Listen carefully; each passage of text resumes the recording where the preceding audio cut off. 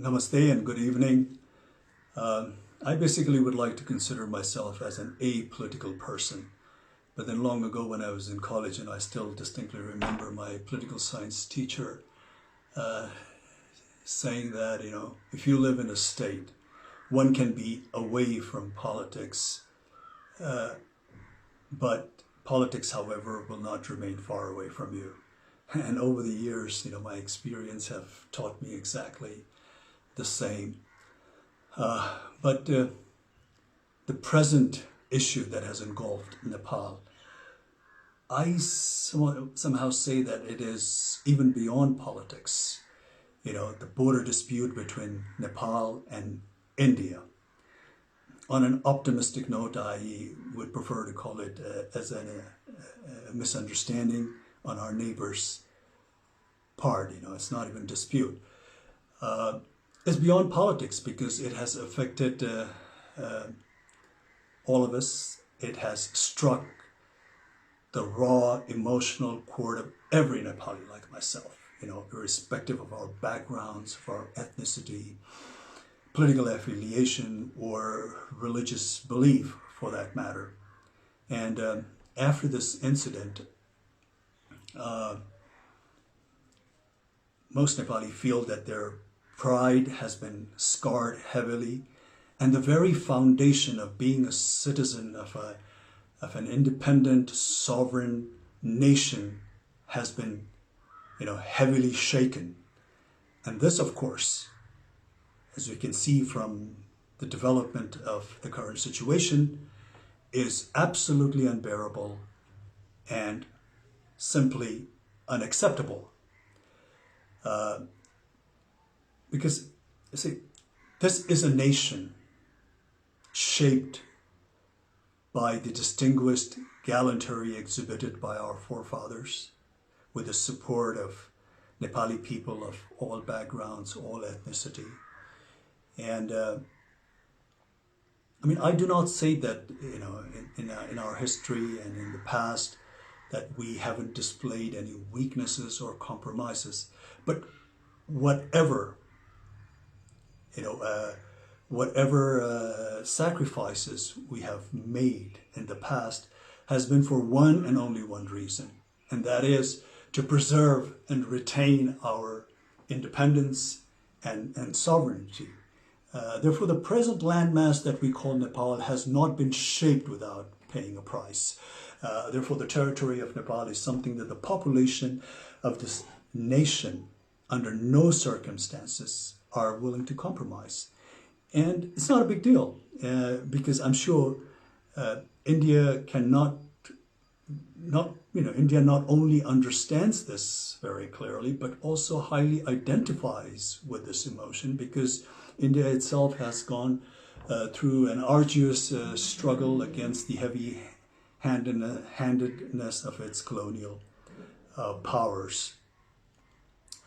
But we do not want to dwell on unnecessary braggadocio. Like we said, we in the past, in history, we've had our weaknesses. We had, our share of shortcomings.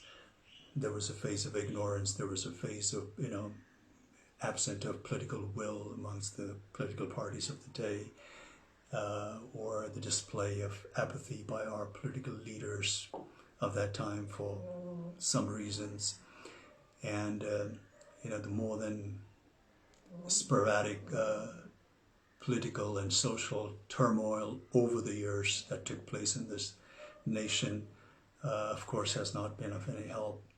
And also, not to forget, the friendly cooperation that we have extended to our neighbors, taken undue advantage of. But then again, now the time has, of course, evolved, the time has changed, and the population of Nepal, especially the youth, is, of course, not that of 1816 or 1857 or 1923, or for that matter, not even 1950 or 1962. The way the current scenario that has developed, clearly establishes that the population of this country are not going to accept any form of injustices lying down. Therefore, this time around, it's not even enough to appease the incumbent government alone, because this issue has been so passionately embraced also by the people of Nepal, that unless they think that they have been dealt justly and fairly, I, sadly and regretfully have this intuition that this bone of contention between the two countries is going to persist. And this sort of, a deadlock between two neighboring nations who for such a long time in history have shared common values, common culture, tradition, religious belief to a large extent, is going to affect not only the two nations concerned, but also going to hamper the progress and rob the much needed peace in this region. Therefore, in recent news, when I hear that, when India cries wolf, vehemently, denouncing China, not showing respect to the sovereignty of India, and proclaims how China does not care for India's national or territorial integrity, it just seems like a case of pot calling the kettle black. And and India, for no doubt, India today is being a powerful country, not only of this region, but also a force that is to be recognized and respected globally. Needs to project or show some kind of magnanimity befitting the stature of such a nation, especially when it comes to its friendly neighbors. But Nepal basically only wants fair deal based on fact and statistics. It is only demanding to have what truly belongs to her, not more, not less. Nepali people will always want cordial, lasting relations with India. Whenever Indian government had extended some warmth of friendship, Nepali people have always reciprocated with open heart. I recalled the very first visit of Honorable Prime Minister of India, Mr. Modi, to Nepal as a Prime Minister. And the warmth and the fraternal affections and the goodwill was so infectious that Modi ji stepped out of his motorcade and went amongst the elated bystanders, to the bewilderment of 3 or 5 layers of security that was provided to him. The crowd not only spontaneously cheered and showered him with all kinds of praise, but treated him like a rock star. And to be honest, to be frank, I have yet to see that kind of reception meted out to our own leaders so spontaneously and voluntarily by the crowd of Nepal. But then again, unfortunately, the exhilaration met with an untimely death when Prime Minister Modi's government imposed trade blockade during the aftermath of 2015 devastating earthquake. This has left a deep wound, at least to this generation of Nepali people. Therefore, time and again, this untimely blockades and with lopsided treaties and agreements and unresolved border disputes and not to mention taking advantage of the weakness of our political leaders, has a repercussion of which, befalls this nation and its people. Therefore, the current step that India has taken vis-a-vis Limpiadhura and Lipu Lake has in some way come as the last straw on the camel's back. It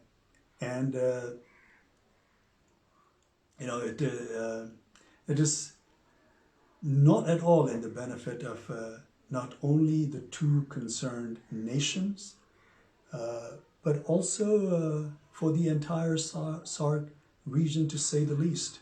It definitely not conducive for a nation like India that's marching ahead with global ambition, to have more than a share of neighbors that it has a hostile, relationship with. And the hostility looming in the air need not to persist, because anger and malice is going to take us nowhere. The consequence, of course, is going to be far more damaging for both the countries.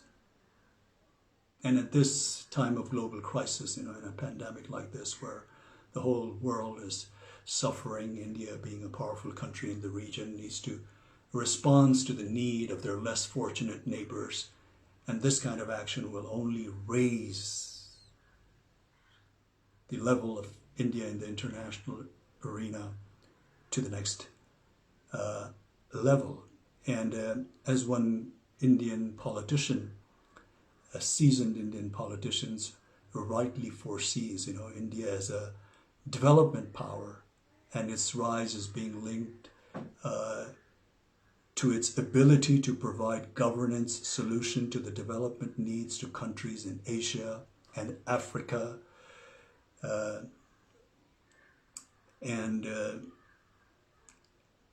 Also, just recently I was fortunate enough to hear the Prime Minister of India, Mr. Modi's address to his nation. I think it was on the occasion of Buddha Jayanti, and he said something like, I would like to roughly quote what he said. He said, we should always work with a sense of service only. When there is compassion, sympathy, then these feelings make us so strong that one can overcome the biggest challenge. So we here in Nepal only wish that Mr. Modi would overcome this challenge, not just with compassion and sympathy. Of course, we need that, but with all fairness and a good dose of empathy. Because we here in Nepal take the border, like I said, misunderstanding on an optimistic note, on the Indian part, with great deal of regret, and ask to return what is justly belongs to Nepal. All the historical evidence clearly points out, proves that Limpiadhura and Lipu Lake region is in all fairness part of Nepal. Therefore, as a country, as a nation, as the people of this country, we are just humbly requesting our friendly neighbor to look into the facts of the history, the statistics, and deal this matter with all fairness and justice, amicably, through cordial diplomatic channels, because this kind of antagonistic atmosphere in this region is not not only not good for both the nations concerned, but for this entire region as well.